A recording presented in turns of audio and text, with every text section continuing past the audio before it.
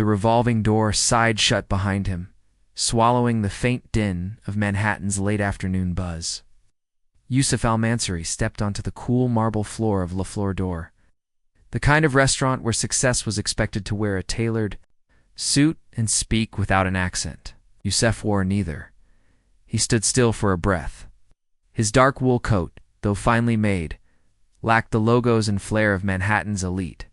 His beard was trimmed, his shoes polished, but his presence went unnoticed.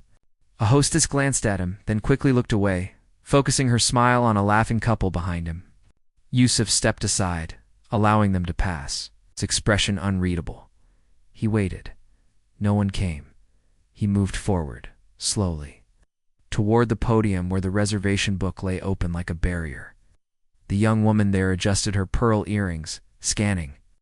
The room over his shoulder, beyond him, never at him. He cleared his throat gently. She blinked and turned halfway. "Do you have a reservation?" she asked, already disinterested. "Yes," he replied in softly accented English. "Under al-Mansouri, Yusuf." Her fingers hesitated over the tablet. She didn't bother hiding her skepticism. "One moment," she murmured, without checking. "Why USUF?" Turned slightly, taking in the restaurant. White linens, soft jazz, flickering candles casting halos around crystal glasses. The air smelled of butter and saffron. Patrons, mostly white, mostly dressed in curated elegance, chatted effortlessly. Not one looked his way. He had known this kind of room before. Boardrooms in London, private banks in Zurich, gala halls in Dubai where his name sparked nods of recognition. But here now, dressed simply, without a driver waiting outside or a PR firm at his flank, he was no one. You didn't come here for validation, he reminded himself. You came for solitude, but solitude shouldn't feel like exclusion. Finally, the hostess gestured vaguely toward the corner. "You can sit there," she said, without walking him over. "Someone will be with you shortly." Yusuf nodded, thanked her out of habit, not respectant, walked to the table. He passed servers who glided by him without acknowledgement. His chair scraped softly as he pulled it out himself. At the next table, a waiter laughed with a group of businessmen in tailored gray. Plates of oysters clinked beside them. One of the men caught Yusuf's eye, scanned his coat, then turned back with a smirk. Yusuf lowered his gaze to the silverware. Odd uniform, indifferent. He exhaled slowly. "I've built towers. In cities these men can't pronounce. I've signed deals that shape economies. Yet here, I am reduced to skin and silence." His father's voice returned to him gravelly. "Proud. Never forget who you are, but never wear it as armor. Let your worth speak when others fall silent." But silence here was not noble. It was weaponized. Strategic 10 minutes passed. No menu, no water. No eyes meeting his. A waiter finally brushed past, tray in hand, ignoring Yusuf's slight motion for attention. A subtle, practiced dismissal. Yusuf didn't frown, didn't call out, simply folded his hands, letting the weight of the moment settle. It wasn't rage that filled him. It was the heavy, familiar ache of recognition, and just as he was about to stand and leave, a voice nearby, quiet but sure, cut through the air. Double quotes, "Sir. Ah, are you okay?" He turned. It came from below eye level, a young woman in a janitor's uniform, mop in hand, her gaze steady watching him, not through him. The corner of Yusuf's mouth lifted. The room had missed him, but she hadn't. The soft clink of glasses and muted laughter wrapped the dining room in a veil of elegance. But beneath that surface, different sound buzzed behind the server. Station whispers sharp enough to pierce. Table in the corner? Who let him in? He said his name was Alman something. No watch. No jacket. Definitely not regular. Probably just here to use the restroom and linger. After quiet. Ugly. YUSUF sat at his table, still without a menu. From where he was, he couldn't hear their words, but he didn't need to. He'd grown fluent in the language.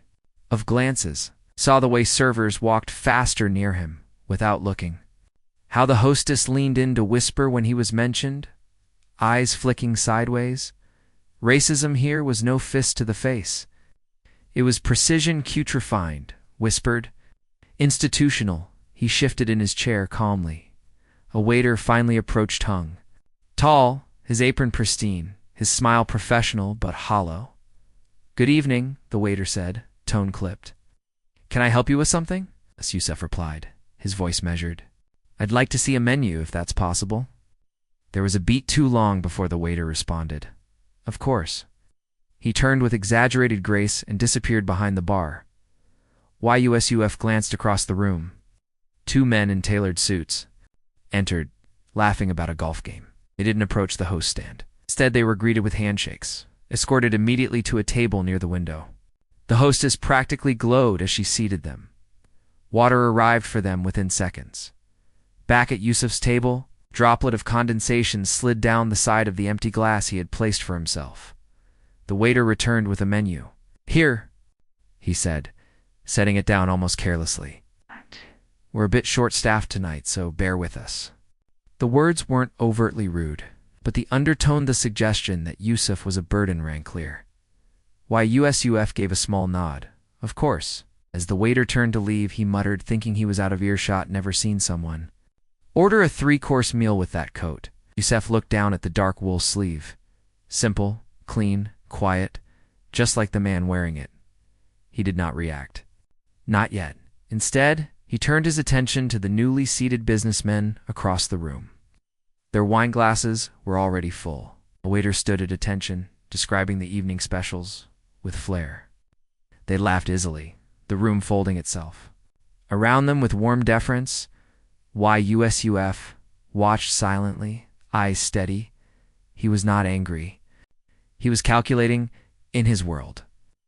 Disrespect did not always earn retaliation, but it never went unnoticed. Then, like a small breeze in a still room, a presence stirred beside him.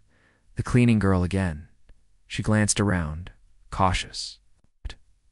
Voice, soft and deliberate, whispered in Arabic, Do you want me to get the manager? Yusuf's eyes widened only slightly, but something shifted, recognition. Yusuf looked up from the menu, quietly folding it closed. I'll have the lamb tajin, he said. The waiter raised a brow.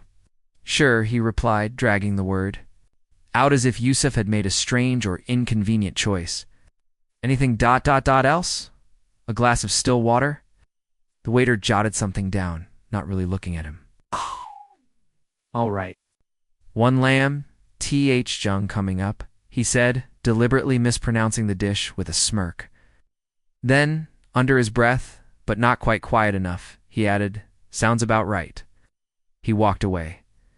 Yusuf's eyes lingered on his retreating back for a second before dropping to the white tablecloth. His fingers traced a faint crease near his spoon. In another life, he might have laughed it off. In this one, he had learned not to give people the pleasure of watching him flinch. He leaned back, gaze drifting lamb tajin. His mother used to make it every Friday. The scent of cinnamon and coriander still lived somewhere deep in his memory. That dish was comfort, warmth. Now it was a caricature in the hands of someone who thought his name was worth less than a tip. The clinking of glasses faded into a hum as his mind pulled him backward, into the sterile chill of a London boardroom. 2 years prior, a meeting with a hedge fund exec. Yusuf had walked in wearing a Brion suit, portfolio in hand, numbers airtight. And yet the partner on the other side of the table had asked if he was the translator. He didn't flinch then.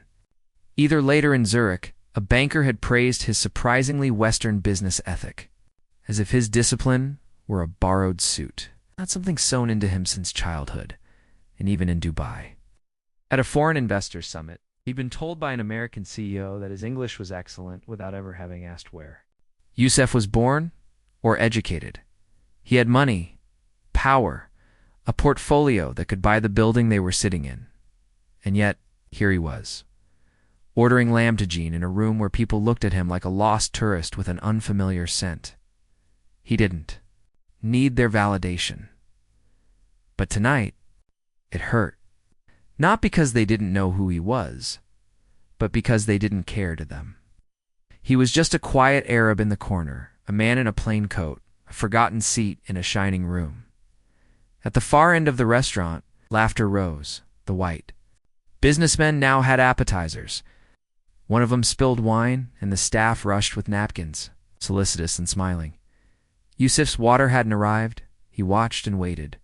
The waiter finally returned, setting the glass down with a hollow thunk. "Your food'll be out soon," he said. "It's already moving away." Why, USUF said nothing, but in the corner of the room, a pair of brown eyes watched him closely. The cleaning girl. She'd paused again, mop still listening. Something in her face was different. Now like she had recognized a name, or maybe a story. And as she turned and slipped through the kitchen doors, Yusuf's gaze followed, something faint stirring behind his composed exterior. Amina's mop glided over the marble tiles in practiced silence. Her movements rhythmic and unnoticeable just the way the restaurant liked it. Clean floors, quiet presence, lowered gaze. She was invisible here, just like Yusuf had been. But unlike the guests, she listened, from her place near the kitchen doors. Amina had caught it. All the sharp words, the snickers, the waiter's sneer. She had watched Yusuf seated like a question no one wanted to answer, patient yet unmistakably stung. She knew that stillness well, was the same quiet armor she wore every day. She bent low again, cloth in hand, wiping near Yusuf's table when a soft sound rose from him. "Yarab, Sabar, Nai, ... He muttered. Her hand froze. "Oh God, grant me patience." Arabic, her heart skipped. In the months she'd worked there, she hadn't heard a single guest speak her language. Here, surrounded by the polished English of Upper Manhattan, Arabic might as well have been a ghost. She stole a glance at him, careful, cautious. His eyes were closed for a moment, jaw tight. He hadn't meant to be heard. Amina swallowed. Her name tag read only staff. No one asked for her name. No one saw her as anything more than a mop with hands. Out.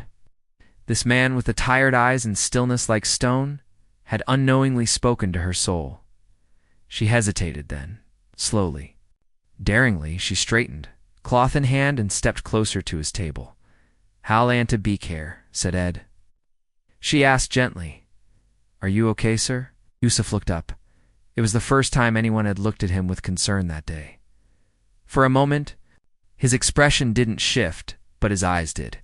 They focused, softened. He responded, equally quiet, "Aina, by Khai. Asakron, I'm okay." "Thank you." The words held weight.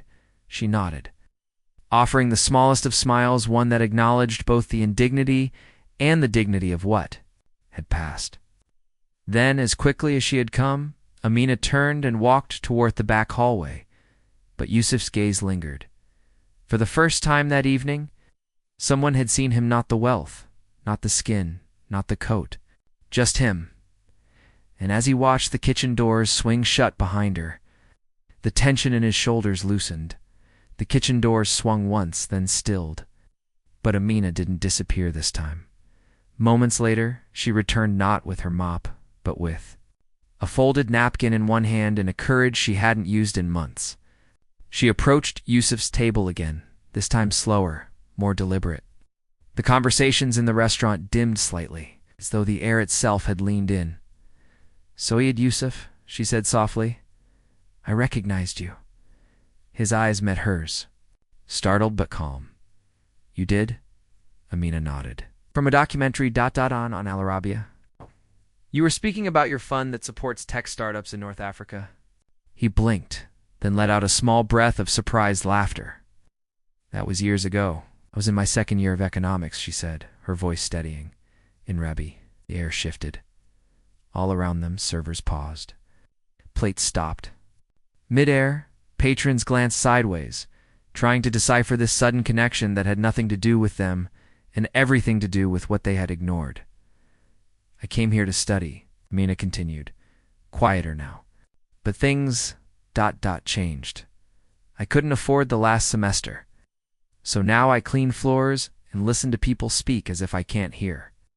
Yusuf nodded slowly, understanding deeper than words could express.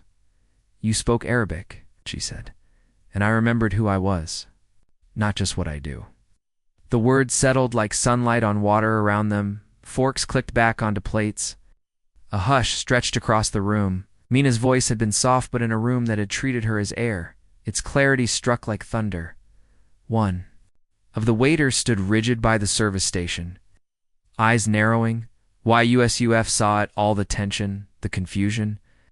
The sudden realization from staff who now recognized they may have misjudged someone far beyond their pay grade. And yet, he didn't raise his voice. He didn't gloat. He simply looked at Amina and said in Arabic, "You have not been forgotten. You are still on your path." She smiled, small, grateful, resolute, and placed the folded napkin beside his water glass. "I thought you might. Want this?" Then she turned, walking back toward the kitchen, leaving behind a stunned silence. Yusef's fingers brushed the napkin, still warm from her hand. For the first time that evening, the marble didn't feel so cold. The silence clung to the walls of Lafleur's door like condensation on crystal. Every waiter, every guest, every breath in the room felt suspended. Amina's voice still echoed in the space she had walked through, leaving an invisible trail of truth behind her. The door to the kitchen hadn't even finished swinging when a man in a navy suit emerged from the back. He moved quickly, too quickly. His polished shoes tapped sharply across the floor. His eyes locked on Yusef's table. "Sir," the manager began, voice tight and falsely warm. I'm so sorry for the ... confusion earlier. We weren't informed of your arrival." Yusef didn't look up right away. He was calmly placing his napkin over the plate of untouched food. "No confusion," he said at last, voice low but steady. "I had a reservation. I was seated. I was ... served." The manager gave a nervous laugh. "Of course, but still, I'd like to extend our apologies personally. Had we known," Yusef looked at him then, and the manager's words faltered. "Known what?" Yusef asked, his tone sharpened to the edge of a scalpel. "That I am rich? Or that I understand every word your staff whispered about me?" A beat of silence. The manager blinked. YUSUF stood slowly, tucking in his chair. "You don't get to apologize after you've been caught. You didn't see a guest when I arrived. You saw a problem. Something you didn't want in your picture-perfect dining room." The manager began to stammer. "Sir, I assure you, you assure me nothing," Yusuf said, with a calm finality that silenced the room. "You served everyone else water, laughed with men in suits, looked through me until a cleaning girl reminded you that I am human, not just a checkbook, not just a stereotype." He reached into his coat and pulled out a slim envelope, setting it on the table. It had a name written on it in clean black ink. "Amina. I've left a tip," he said. $10,000 for the only person here who saw me." Yes. Quietly around the room, the manager's mouth opened, but Yusuf was already walking away. No raised voice. No dramatic exit. Just a man who'd reclaimed every ounce of dignity that had been silently stripped. As he passed the service station, the waiter who had mocked him earlier turned pale, stepping back. Yusuf didn't acknowledge him. The illusion of sophistication, of elegance cracked like cheap porcelain. The guests, once content in their curated elitism, now sat uneasy, unsure where to look. The restaurant had been exposed not by a scandal, but by the unshakable truth that money couldn't hide racism. Dignity could confront it.